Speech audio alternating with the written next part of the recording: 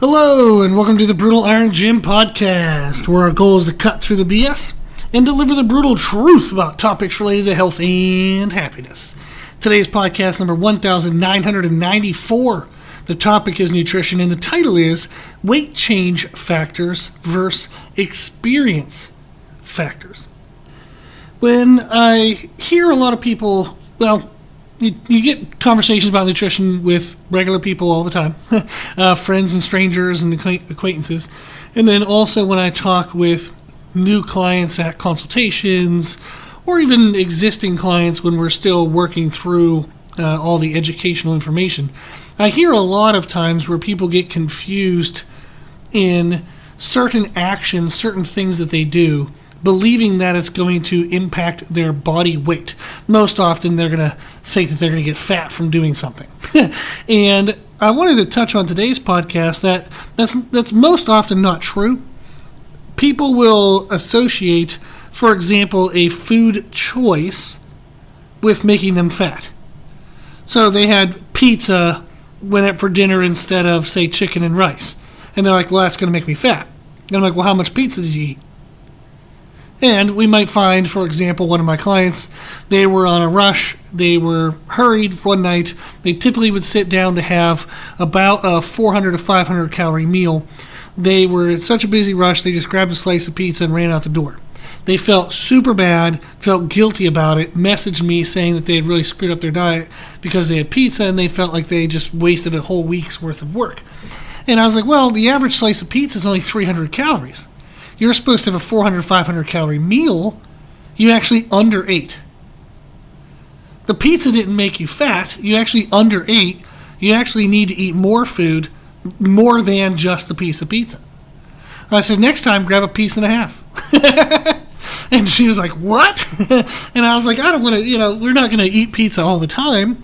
But that's because of experiential factors, not because of weight change factors, meaning pizza, if it's controlled in calories, isn't going to make the client gain body fat.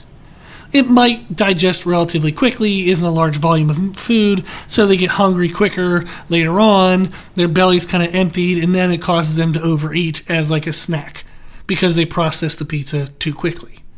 So the other issue might be is maybe they don't normally eat pizza. That's a lot of fat in one moment. Maybe they get a little bit of digestive stress.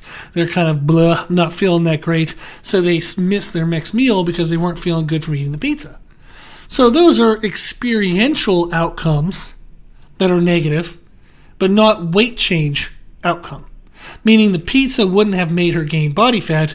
It would have made following the diet correctly harder later, but it wouldn't have made her gain body fat. So this is what I want to touch on in today's podcast, is there are factors that directly impact weight change. Then there are factors that impact the experience of your diet, of your nutrition, and then that can secondarily cause weight change. For example, it causes you to eat extra food later on because of cravings, or miss a meal later on because you were too full from the food that you weren't supposed to have. So it has like secondary effects, but just having certain choices, just making certain choices, don't automatically cause weight change. Let's get into it a little bit. The absolute primary determinant of weight change is calories. If I overeat calories, if I eat more calories than what I need, and I do that chronically over time, I will gain body fat. Even if I inconsistently eat my calories, we've talked about this a bajillion times, is people will have inconsistent intake, and that causes them to be overweight. Most people think they're overweight because they overeat. And yes, that is true for some people. But a lot of people, and the majority of people, are overweight because they inconsistently eat. They have too many periods of extreme deficits, followed by too many periods of surpluses. It's all completely random. The body can't trust what the hell is happening. So it saves every surplus it can to cover the deficits, but it oversaves in the surpluses. It saves more than it needs because it can't predict the deficits. We talk about this in podcast 1615. It's a nutrition podcast titled Why Are You Overweight? Inconsistent Eating versus Overeating. So most people I talk to are overweight from inconsistent eating, not overeating. Then there are people who undereat, and that can actually cause them to have higher amounts of body fat and kind of like an undesirable body composition, meaning they're not going to be overweight, they're just going to be overly fat. They have more fat than they want for the weight they are. They can learn more if that's you. You can go to our website, www.brutalirongym.com, go to the free nutrition education page. On that page, scroll to the bottom, there's a section titled Recovering from an Eating Disorder, Under Eating.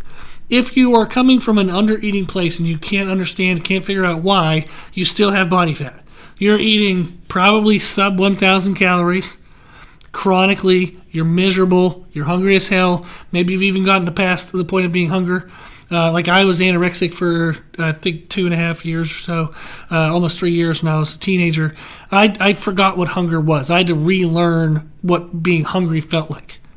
So I'm coming from a place of understanding, not judgment, actual understanding, that you do lose the feeling of hunger. You kind of lose that sensation. If you're in that category of people, you can go to the website, go to Free Nutrition Education. There's a document you can print and there's a paired podcast you can listen to that explains the science of why undereating actually makes you overweight. So we know calories, whether we're consistently over, inconsistent over and under, or consistently under, they are the determinant of us having being overweight or over fat, meaning you're at an okay weight but you have more fat than you want. So another way of saying that would be body composition, the amount of fat versus muscle that you have at a specific weight. That could be less than desirable. Also, our calories will impact if you're trying to build muscle mass and you're just not eating enough consistently, you will not gain weight, you will not gain muscle. Now, secondarily, other than calories, you also have to have sufficient protein. Muscle is made from protein, like fat is made from carbohydrates and dietary fats. They've done studies and markers to show that dietary fats are the most converted over to tissue fat. I don't want to get too much into the weeds of that. You can diet successfully and lose body fat successfully and have an exceptional physique successfully, whether you do high carb, low carb, medium carb, high fat, low fat, medium fat, as long as calories are controlled and you have sufficient amount of protein. The remaining amount of calories above protein calories, the remaining amount of calories, whether it comes from fats or carbs, really doesn't matter. It's personal and situational. You can be successful in a fat loss diet, successful in body composition, regardless of the percentage of fats and carbs that you take in. There's tons of research that proves that. Now, with that in mind, we know that carbs and fats contribute towards body fat. Protein contributes towards muscle tissue. You cannot have muscle tissue if you don't have sufficient protein. So the primary impact, the primary factor of weight change is calories, but a secondary and very important factor is protein. If you want to build muscle tissue, you have to have enough protein. Even if you have a surplus of calories, but you really have an insufficient amount of protein, you're not going to build enough muscle. You're not going to build optimal amount of muscle, that's for damn sure. So the calories and fats can help fuel the energy that you need for your workouts, fuel daily energy. It can be protein sparing. You might hear that term. It can spare the protein from being burned off for energy, but if you still just have insufficient amount of protein, you're only eating like half your body weight in grams of protein, you're just not going to build muscle tissue. You're not. Whether you want to build strength, maybe you're a strength athlete. Again, protein goes towards neurological development, nerve connections, repairing connective tissues and muscle tissue. You do have to repair the muscle tissue that you damage in training. Even if you aren't wanting to build bigger muscles, you still have to repair the muscle you damage. So protein is still important. So when we look at what impacts weight change directly, it's primarily calories, secondarily protein. Everything else is pretty much experience. it impacts the experience of your diet, whether it's a diet for weight loss, fat loss, muscle growth, strength, athleticism, whatever the hell it is that you're working on. If you have a structured way of eating, that would be considered a diet. So everything else impacts the experience of your diet. That's meal timing, meal frequency, and food choices. There are other things, but these are the three main ones that I want to touch on in the podcast. So the 5 things we're looking at today are calories, protein, that's 1 and 2, then meal timing, meal frequency, and food choices. So those are numbers 3, 4, and 5. Those 5 components are the most commonly discussed, most commonly looked at, most commonly analyzed topics when it comes to nutrition.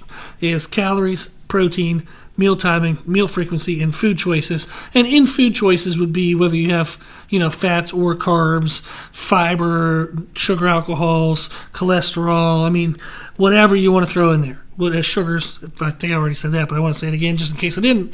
But all of that is going to be included in food choices. When we look at those aspects, meal timing, meal frequency, and food choices, they have an impact on our ability to be consistent with the diet. The timing of your meals, if that's very challenging and it directly conflicts with your daily schedule, you're not going to be consistent with your diet. So you have to time your foods correctly based on your individual schedule. That also comes into play with meal frequency. Meal frequency, if it doesn't match your schedule, you're not going to be consistent. And food choices. If you're forced to eat foods you don't like, if you're forced to eat foods that take a lot of time to prepare, if you're forced to eat foods that are very expensive, you are not going to be consistent. So those are experiential factors. They don't directly cause weight change. Now, you can eat 1 time a day, intermittent fasting, and you can control your body weight. You can eat 7, 8, 9, 10 times a day. Most professional bodybuilders eat an enormous frequency of food because they have to get so much damn food in. They might eat 6, 7, 8 times a day, and they can control their body weight totally fine. So whether you have 1 meal a day up to 24 meals a day, whatever it would be, you can control your body weight very well, very successfully. And then if we look at meal frequency, we know that I guess kind of talked about meal frequency instead of timing. So timing, going back to that, would be whether you have it at the end of the day, beginning of the day, and just kind of focused around your activity levels. Some people will fast at the first half of the day, then they eat the second half. Other people will eat right away, then they fast the rest of the day. So the timing and the frequency, those elements are different, but they're also they're intertwined quite a bit. Then when we look at food choices, we know that we just said you can do high fat, high carb, low carb. As long as the amount of calories and protein are correct, the remaining amount of carbs/fats, whatever calories you want to get, the food choices are preferential. Whether you have white potato, white pasta, or white rice, who cares? Not going to make much of a difference in regards to weight change. It's really not going to make any difference as long as the calories are controlled. Whether you have wheat pasta, wheat, whatever the other things are. So wheat bread, brown rice, quinoa, whether you have white foods, wheat foods, whatever they are, that's not going to matter with weight change. It's going to matter with when you're hungry again. It's going to matter with digestion. It's going to matter with preferential taste. Like, I don't like brown rice. I've dieted off brown rice a bajillion times. And one of the reasons why I use it for a diet is because I hate it, so I won't overeat it. So I actually diet when I'm doing extreme diets. I've lost 50 pounds in 10 weeks or less 3 different times. I've lost 70 pounds in 10 months over a span of crazy amounts of work. So I've done a ton of weight loss examples, and I will typically do those challenges with foods I don't like, so that way I don't risk overeating them. But when I'm trying to gain weight, I have to like my food. I will eat jasmine rice. It's my favorite type of rice. It digests very quickly. I actually will eat rice over white potatoes. Even though they're pretty interchangeable, I feel too full with potatoes compared to rice. I'm hungrier again sooner with rice than I am with potato. So I choose the rice based on the experience factor, not that it helps me build muscle more, just by simply having rice versus white potato. It helps with the experience of the diet, so therefore I can eat more, and then that allows me to increase my calories, and then that allows me to gain weight. So it's the manipulation of food choice to the impact on calories that makes the weight change. It's not food choice that makes the change, it's the impact it has on our calories that makes the weight change. So that's why it's important to understand that it's an experiential factor, not an actual weight change factor. If we look at daily energy, some people have great energy if they fast in the morning, eat something a little bit midday, then eat a bigger meal at night. Other people, they'll crash and burn and die in the middle of the day, no energy whatsoever. So it's learning, okay, which meal timing helps me. Meal frequency. Some people, they like to eat very often throughout the day, gives them much better daily energy. Other people, if they eat often, they kind of feel blah, and they're kind of like weighed down in digestion. They're just not feeling high energy. So meal timing, meal frequency will have an impact on daily energy. Other people, if they have high amounts of carbs in their meals, they'll say they feel sluggish afterwards. I've had clients who, when they have high fat content, they feel sluggish afterwards. So it's really individual factors, but whether you have high carb, high fat, like we said, that's a food choice factor, that's an experiential factor, not an actual weight change factor.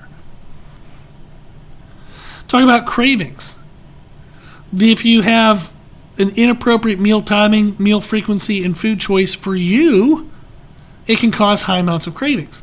I've had clients where they tell me they have cravings during the day, in the afternoon, and they've just struggle. They feel like mentally weak. They're so mad at themselves, they hate themselves because they just have these cravings in the middle of the day. They can't get over it.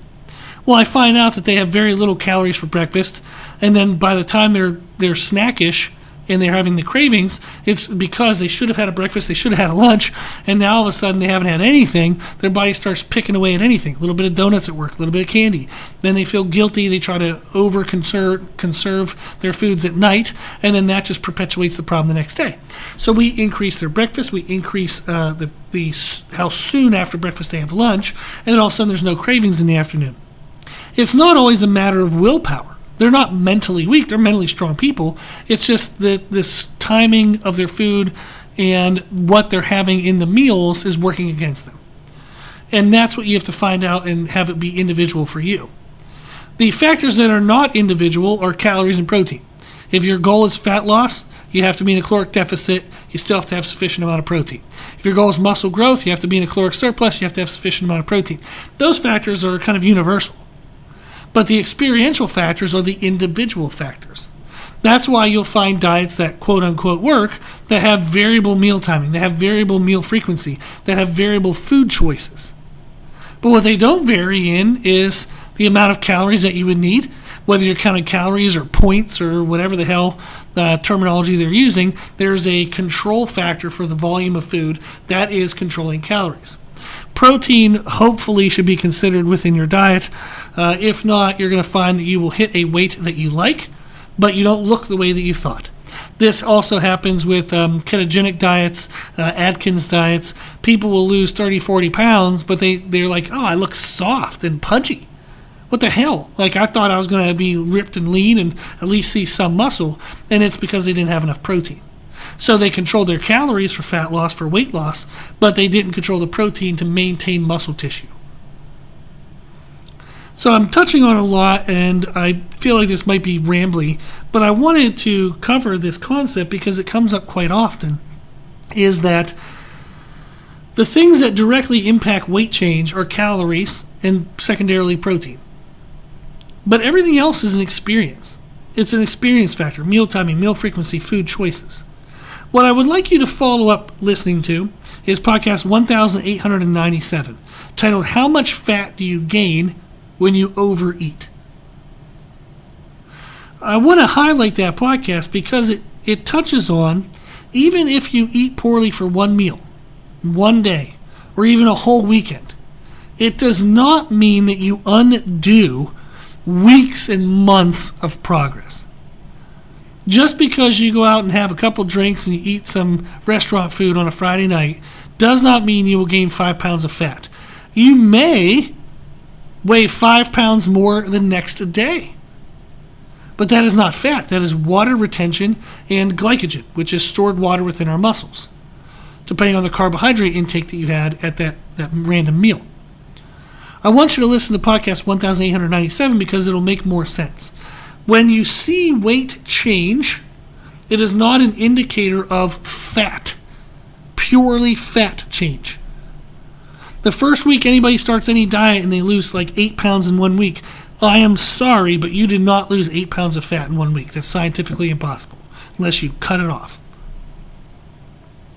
Likewise, when you eat like a butthead over the weekend and you gain 4 pounds from Thursday to Monday, you did not gain 4 pounds of fat over the weekend. You gained some fat, but a lot of water retention.